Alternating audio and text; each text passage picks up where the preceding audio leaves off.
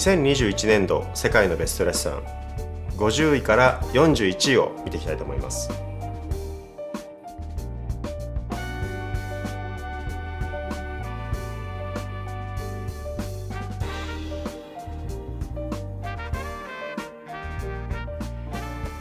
この中でですね、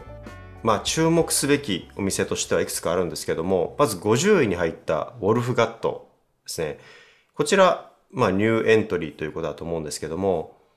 これはですね、南アフリカのお店なんですね。なかなかですね、アフリカのお店って正直ランキングに入ってこないんです。で、アフリカといっても、南アフリカですね、のお店が今までも何件かランクインしてるんですけども、今回このウォルフガットお店は初めてのランクインかと思います。で、多分アフリカで今回のランキングで言うと唯一の、ランクインしたお店ということになります。実はですね、2年前の、年始ですかね、に私このお店に行ってきたんですけども、なかなか場所的にもですね、遠いところにありまして、南アフリカのケープタウンという、町、ここから車で2時間弱ぐらいですかね、北に海岸沿いに登ってたところにあるんですね。なんというか本当に砂漠と言ってもいいぐらいに、荒涼とした、枯れた大地、海岸沿いなんですけども、日本みたいなこの湿気のある感じというよりはもうカラカラに枯れてるところなんですけど、そこにある町、リゾートなんですね。すごく本当に海外線とか、美しいんですけども、ここにある、レストランです。で、このウォルフガットはですね、本当に地産地消という言葉が日本でもありますけども、地元の食材に、こだわった料理というのを提供してるんですね。で、さっき申し上げたみたいに、どちらかというとですね、肥沃な土地では多分ないんですよね。荒涼とした景色で、なんなら、本当に水が足りないような場所。それこそホテルに泊まってても、シャワーを浴びる時間を短くしてくださいみたいな張り紙はしてあるぐらいですね、なかなか水がなくて厳しい大地なんです。なので取れる食材っていうのも限られていて、その中でも、農業をやってる方の農作物を使ったりとか、あとは、砂漠にもですね、育つ植物というのはあるんですね。で、例えば朝晩の、梅雨ですね、夜露を、水分源として生きているような、砂漠に生えているような植物。こういうものをですね、料理に取り入れたりしてるんですね。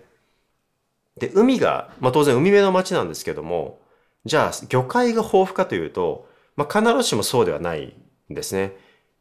で、私が行った時もそうだったんですけども、例えば、甲殻類で、ロブスターですかね、はあるみたいなんですけども、これ禁漁になってて普通は取っちゃダメっていう風になってる。多分許可がないと取れない。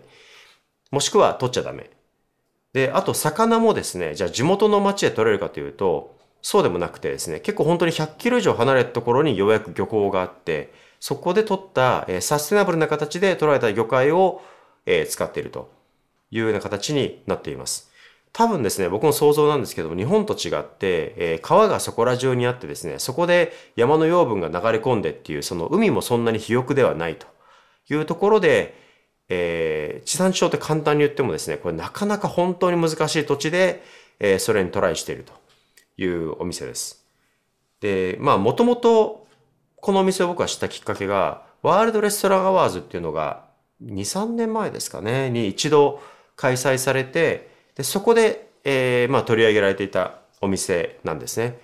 で、その場所の、そういう意味ではすごく、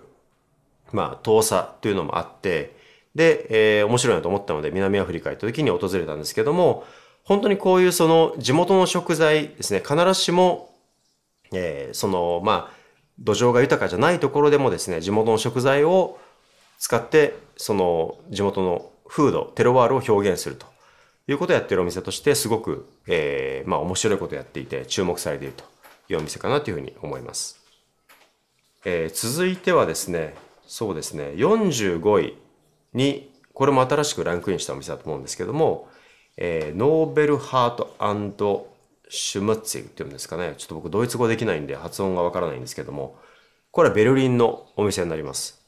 こちらのお店を私が訪れたのは多分3、4年前ですかね。写真撮影がですね、禁止なんですね。で、ヨーロッパ、欧米ですね。アメリカも含め欧米のお店で料理の写真撮っちゃダメってお店はすっごく少ないんですね。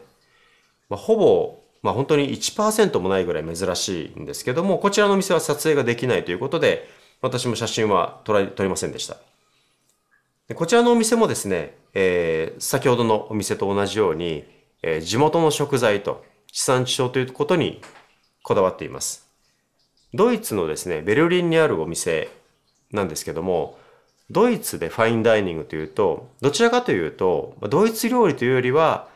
フランス料理をベースにした料理、フランスの伝統料理だったりとか、あとはフランス料理のイノベーティブ的なものだったりってお店がすごく多いんですね。あとはやっぱりドイツでファインダイニング、レストランに行って感じるのが、アジアの影響を取り入れている店、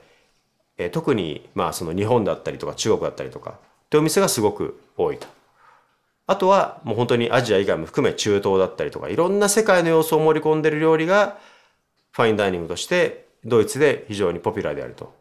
いうふうに思います。そんな中でドイツということにフォーカスしているというお店はかなり珍しいんですね。で、ベルリンの近郊の食材しか使わないと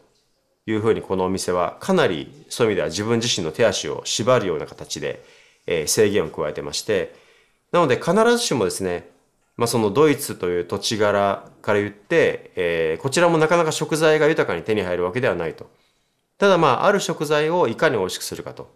いうことを考えているという意味ですごく、なんて言いますか、コンセプチュアルというかですね、社会的にも意義のあることをやっているレストランなのかなというふうに思います。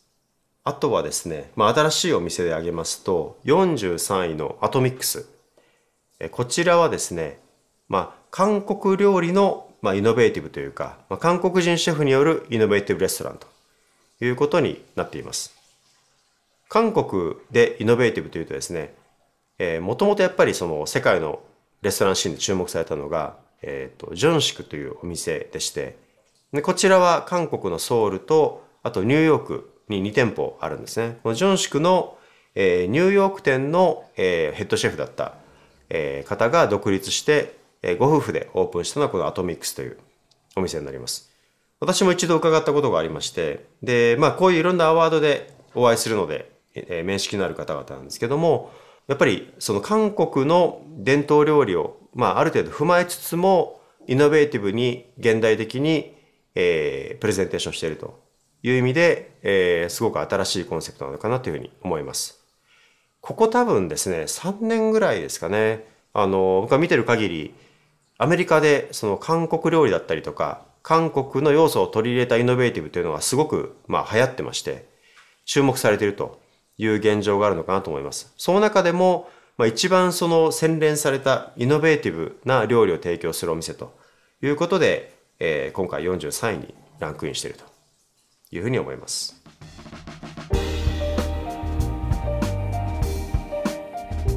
ぜひチャンネル登録をよろしくお願いします。